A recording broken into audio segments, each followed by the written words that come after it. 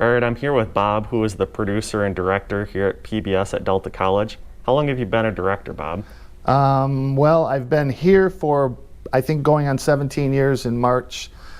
Prior to that, I worked 3 years as a producer-director in Midland for a company that did work for Dow Chemical. And prior to that, I worked just about 10 years for, at that time, it was Bay Medical Center in Bay City, where I did all the video work for the health system, training videos, commercials, surgical videos, all that kind of stuff. So it's probably been, I don't know, close to 30 years that I've been doing this.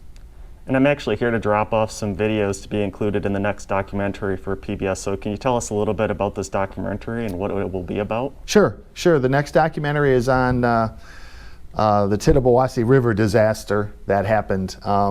I tend not to want to use the word flood when we talk about that, because it really wasn't a flood. It was a disaster. So the name of the program is called Breached, the Tittabawassee River disaster. And a lot of people were saying, you know, put flood in the title. And if you go and you see what happened there, it really wasn't a flood. I mean, a lot of the houses would have survived a flood, where this is a whole different animal. So that was one of my goals, is to keep the word flood out of it as much as we possibly could, because, I mean, Midland got flooded, but Sanford got trampled over. And so that's kind of what it's going to be about. And how it came about was my co-producer, Ron Beacom, who lives in Midland, he used to work for the city. He's worked for the city for about 30 years, I think. The last job he had was running MCTV in Midland, which is their community access channel. And so he knew a lot of people in city government. And on the Wednesday after the Tuesday, when the dams broke, his house was fine, everything was okay, but he felt he needed to go help. And so he contacted somebody at the city and asked, what do you need? What do you need? And they told Ron, they said, Ron, we need somebody to go to all the centers that they had set up, the evacuation centers. And so he said, I can do that. He said, we just need to know how many people are there, what do they need, how are things going? And he says, I can do that. So he grabbed a friend of his and they spent the whole day traveling around. And what he told me was, he called me that night and he told me, he said, Bob, because we work together on another show that we do here at the station, so he knows television. And so he said, Bob, you need to get up here with a camera just to document this stuff for history. I mean, not to do a documentary, he didn't mention that at all. He said, just get up here and shoot some video, because this is something you're not going to believe. And so I said, well, Ron, I'm not real comfortable with Midland. I don't know if the viewers out there know Midland, but it's a hard city to get around. I mean, it's a weird city for traffic patterns and roads and things. So even though I worked there 3 years, I still got lost all the time because of all the one-way roads and that kind of thing. And I said, I'm just not comfortable coming up there and getting someplace that I shouldn't be during a flood, you know, and getting trapped or being in the way or causing something. And he said, don't worry, I'll take you around. I know how to get around. And so I went up Thursday morning, and we started in downtown Midland, you know, the shot where everybody knows where the flood is, flooding the whole park area there by the farmer's market. And then he said, let's go to Sanford. He said, you got to see downtown Sanford. So when I got there, 2 minutes after I got there, I knew we had to do something on this program, because you saw the news organizations from other areas, and I knew they weren't going to stick around. And this is like our backyard, and these are our viewers at the station. These people who were affected by this, they watch us. And so I started to do some shooting, and right away I knew that we had to do something. And as a matter of fact, my boss told me when all this COVID stuff hit and they closed the college, we come into work when we need to come into work, and I can't work from home. What I do, my system is here, so I have to come in. Well, he sent me a message long before this happened, saying, you know, while you're kind of off a little bit, think about what your next documentary you want to be, or you want to do. He says, start working on that. And within 5 minutes, I knew that this was going to be it. And so I talked to Ron and I said, you want to help me with this? And we both kind of agreed that the story needed to be told. And so that's kind of how it happened. And we have been going out ever since, probably, what is it now, about 3 months? And I probably made 20 trips to Midland, Sanford, Edenville. We've been in houses of people who they're, demolishing them, or they're tearing everything out. We were, like, days after the event, we were in the houses and we were talking to the people. And that was a little bit of a tricky situation, because we had to figure out whether or not it was appropriate to ask to do an interview with somebody who's tearing the walls out of their house, or who lost their house. It blew away, it floated away. And so we kind of came to the conclusion that we would approach people and with the message of, well, if you don't tell this story, and if people don't hear it out of your mouth about what you've experienced, they're not going to know.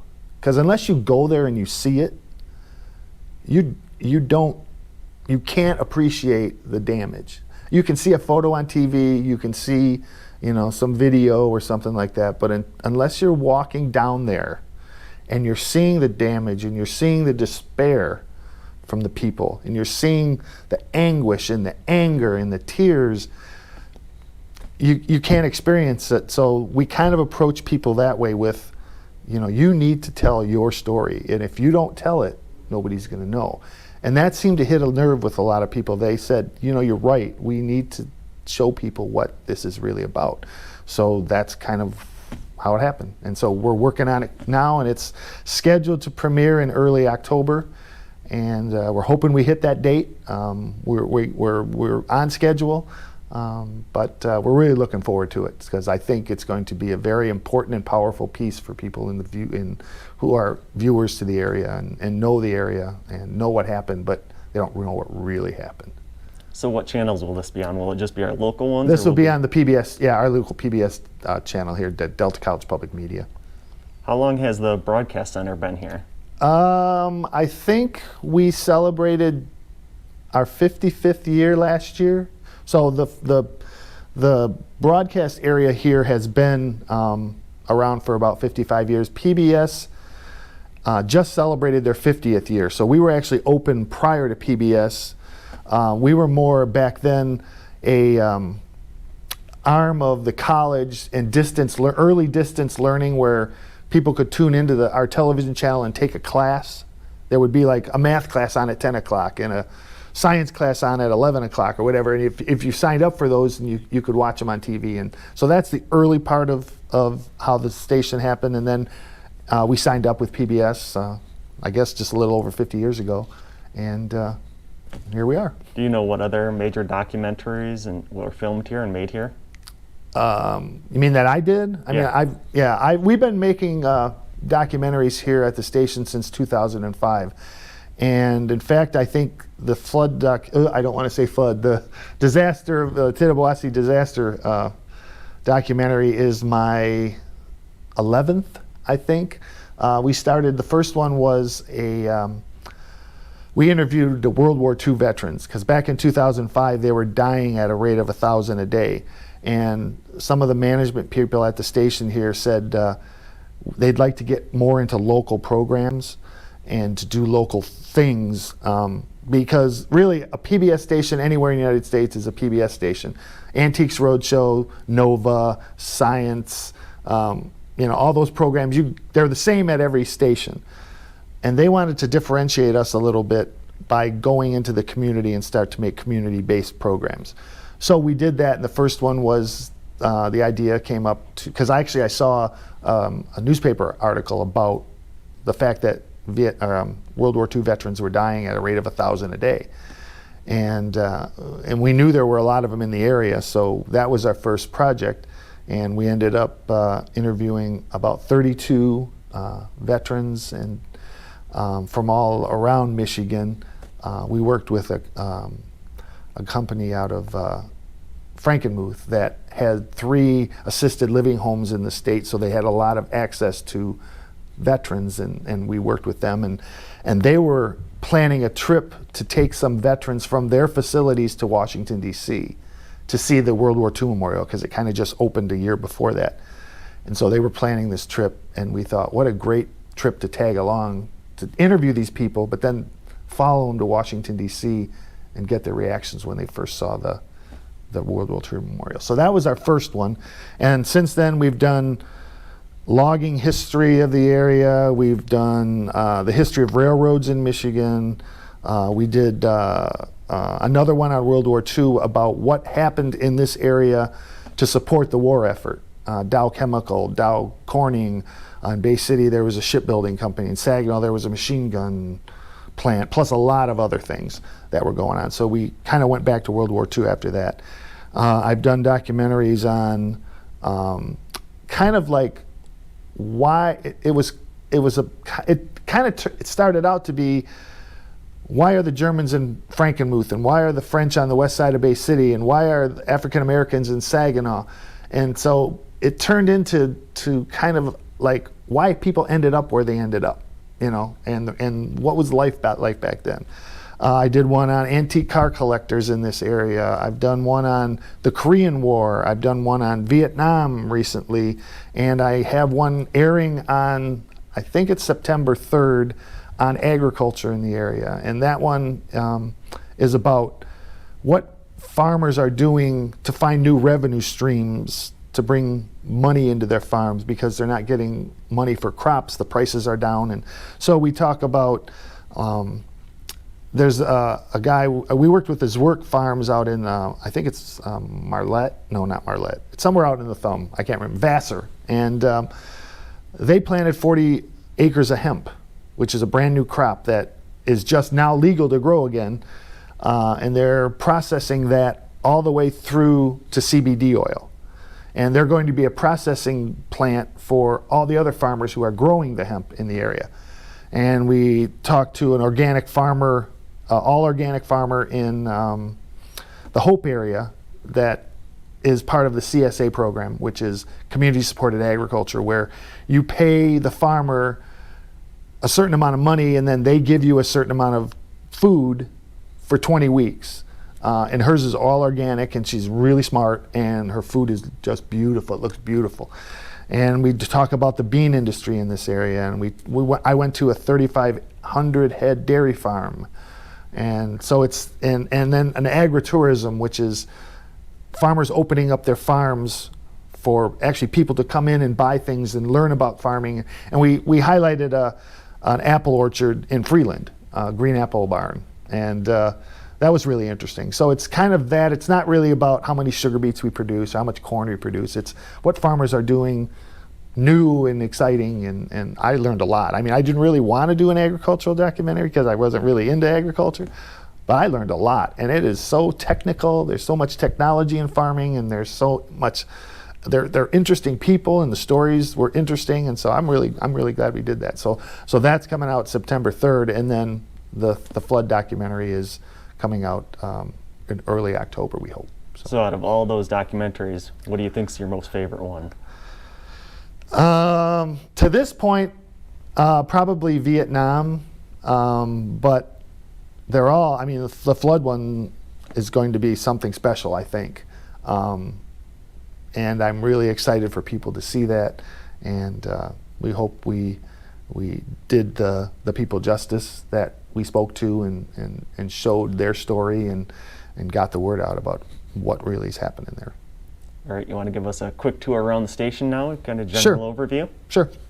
Okay, this is where I edit my projects, and I'm working right now on my documentary on the Tittabawassee River disaster. And I spend a lot of time in here. And there's another producer director who works here, actually two other producer directors that work on different projects. And so this is where I spend a lot of my time, and really proud of the work we do here. So I'll take you on a little tour right now and show you the other parts of the facility here at Delta Broadcasting. So we're going to walk out of the office and go into what we call our master control room.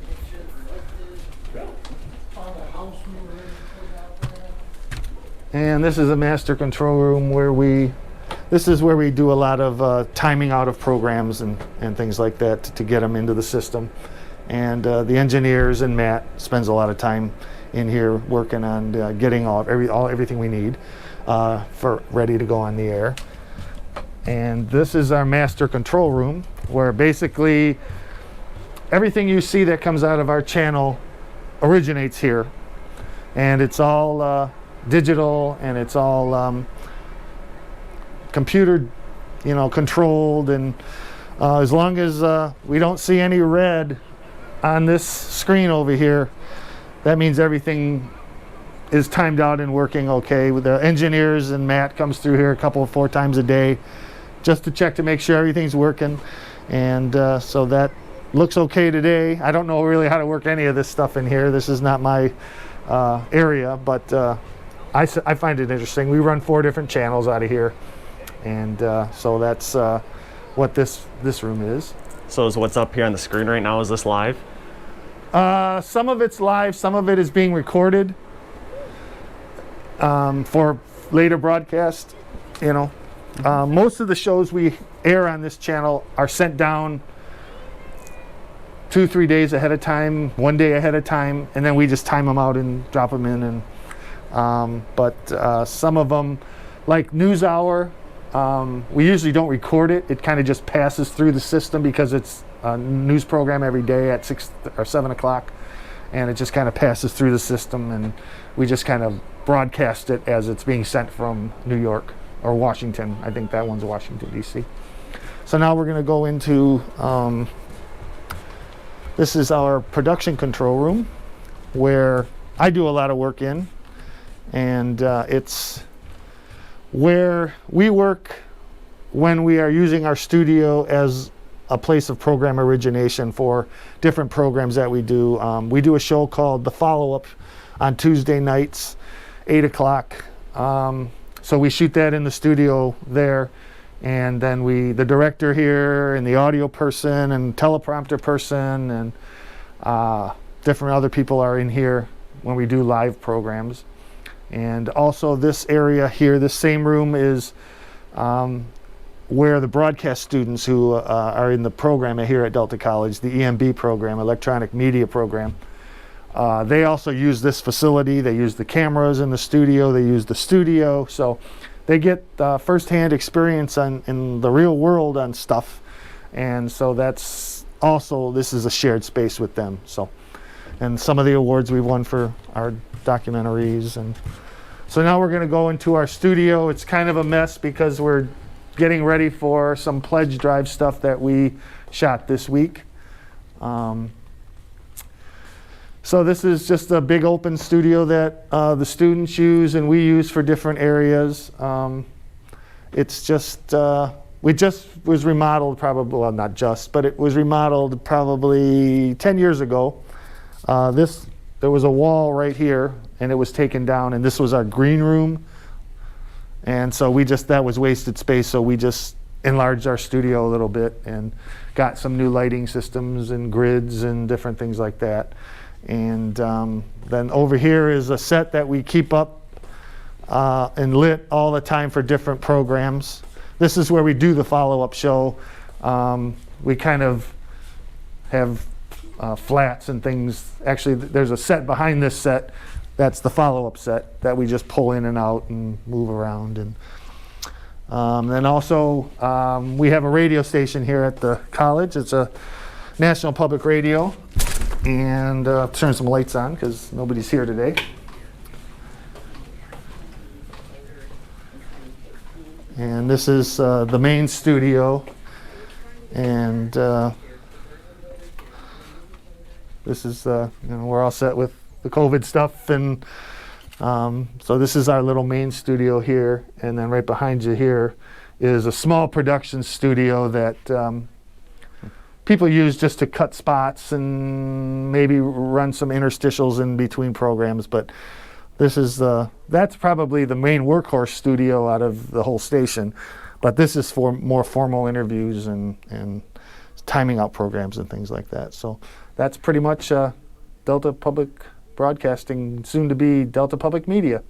So when we're driving in, I think from like the north entrance side, there's all those satellite dishes out there. Right. What is that area? That's that's still, I think it's still being used for a few things. We have some programs that are brought in by satellite, and those, if you're ever out there, and you'll see them move a little bit, and they'll find the satellite and that kind of thing. Most of the stuff now doesn't come that way.